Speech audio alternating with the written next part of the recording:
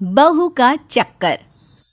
अरे अरे रुकिए, कुछ सोचने से पहले आपको बता दे कि बहू का चक्कर वो वाला चक्कर नहीं, यहाँ तो किसी और ही चक्कर की बात हो रही है। अरे अरे रिद्धि बहू, क्या हो गया? फिर चक्कर? हाँ सासू माँ, फिर चक्कर लग रहा है, पूरी दीवारें घूम रही है। गॉड, मैं तो गई बोलकर बहू तो छपाक से गिर जाती है। अरे रेंको पेंको जिंको कोई है, जल्दी आओ, बहू गिर पड़ी है फिर से। तभी सामने आ जाती है पड़ोसन।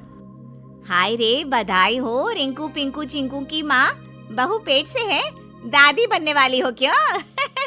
अरे चुप चुप कर, निकल। जब देखो तब हमारे घर के अंदर आंखें गड़ाई रहती है। अरे ऐसे चक्कर इसे हफ्ते में 10 बार आते हैं, तो क्या हर हफ्ते दादी बनने का जश्न मनाओ? चल। तभी रिद्धि का पति रिंकू आ जाता है। ओहो, फिर गिर पड़ी। एक तो इसका ना समझ में नहीं आता, गिर गिर कर इसका शरीर कितना मजबूत हो गया, लेकिन फर्श बेचारी गिर गिर कर टूट रही है। फिर से सीमेंट का काम करवाना होगा। तभी रिद्धि को होश आ जाता है। शुक्र है होश आ गया। क्या कह रहे थे? फर्श टूट रही है और जो गिर गिर कर मेरा सर टूट रहा है उसका क्या? बढ़िया है। बहू उठकर खड़ी हो जाती है, लेकिन समस्या बहू के हर दिन चक्कर की वहीं फर्श पर ही गिरे रह जाती है। माँ जी, मैं डॉक्टर को दिखाने जा रही हूँ, मुझे अच्छा नहीं लगता। मैं घर की बड़ी बहू हूँ और आए दिन चक्कर खाकर गिर जाती हूँ। कल को दूसरी बहुएं भी आएंगी। आप तो सह लेती हैं, लेकिन कोई और क्यों सहेगी? बहू दवा लेती है और ठीक हो जाती है। घर में सब नॉर्मल हो जाता है। फिर एक रोज, बेटा, तुम लोगों से एक बात कहनी थी। रिंकू की तो शादी हो गई, लेकिन अब पिंकू की उम्र भी हो रही है। पिंकू की शादी के लिए भी लड़के देखो। हाँ माँ, मैं समझ रहा हूँ। घर पर बहू एक और खाने वाले इतने, रसोई के काम में भी दिक्कत आती होगी। बोल, कैसी बहू ढूंढे छोटे के लिए? अरे जैसी मर्जी देख लो बेटा, बस ये देख लेना कि चक्कर पक्कर ना आता हो। बहू के चक्कर से तो मैं परेशान हो गई हूँ। खैर, किसी तरह छोटे की भी शादी हो जाती है। बड़ी और मझली बहू के साथ तो सास के व्यारे न्यारे होते हैं। कोई रोटी देती तो कोई सूप, कोई चाय लाती तो कोई सर दबाती। लेकिन कहते हैं ना, सब दिन एक से नहीं होते। एक रोज नई मझली बहू, माँ जी जल्दी आइए, ये देखिए रिद्धि भाभी को क्या हो गया, वो तो गिर पड़ी हैं। हाय रे, लग रहा है इसकी चक्कर आने वाली बीमारी खत्म नहीं हुई। इतने दिनों से ठीक थी तो लगा था सब ठीक है, लेकिन नहीं, बहू को तो बीमारी ने अपनी चपेट में अब भी ले रखा है।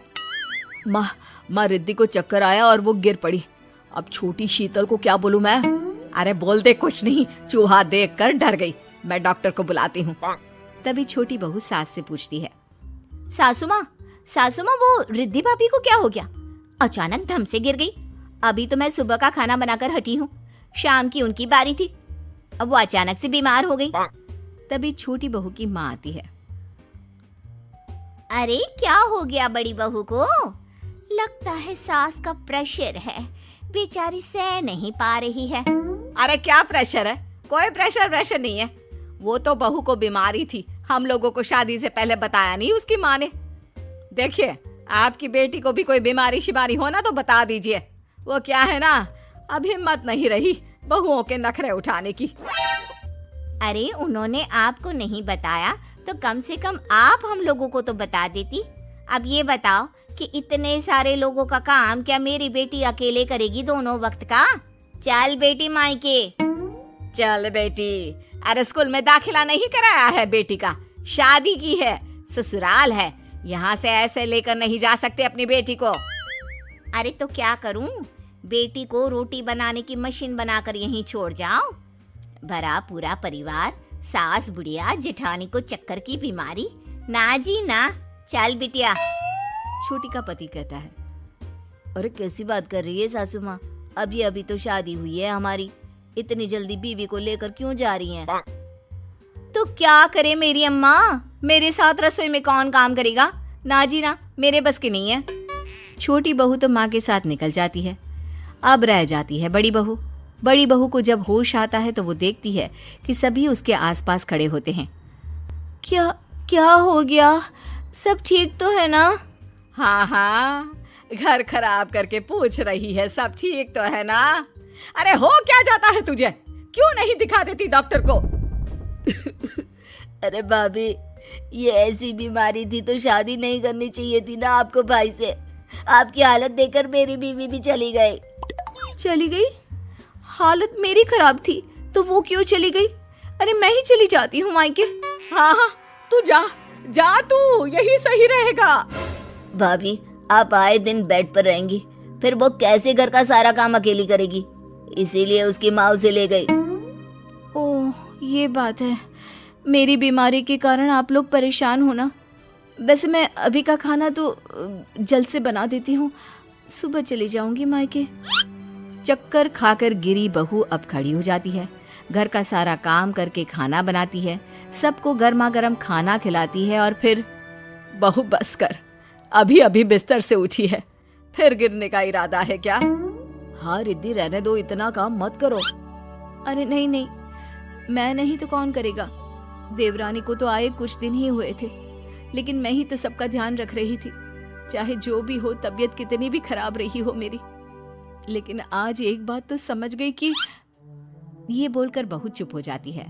सास को समझ में आ जाता है कि वो क्या कहना चाहती है, लेकिन सास कुछ भी नहीं कहती। अगले रोज रिद्धि बहू अपना सामान पैक करके मायके के लिए निकल रही होती है कि सास कहती है, रुक जा रिद्धि, तू कहीं नहीं जाएगी, ये तेरा घर है। पर माँ, ये ऐसे ही बीमार पड़ी रहेंगी तो कौन इनकी सेवा करेगा? मेरी बीवी घर देखेगी या फिर भाभी को? नाना, इन्हें तो जाना ही होगा। अरे ठीक है ना, अगर परिवार की मुश्किलों में जो साथ नहीं खड़ा हो सकता, ऐसी बहू हम लोगों को नहीं चाहिए बेटा। तू एक काम कर, अपनी बीवी के साथ कहीं और शिफ्ट हो जा। मेरी रिद्धि बहू तो मेरे साथ ही रहेगी। सास के फैसले को देखकर रिद्धि खुश हो जाती है।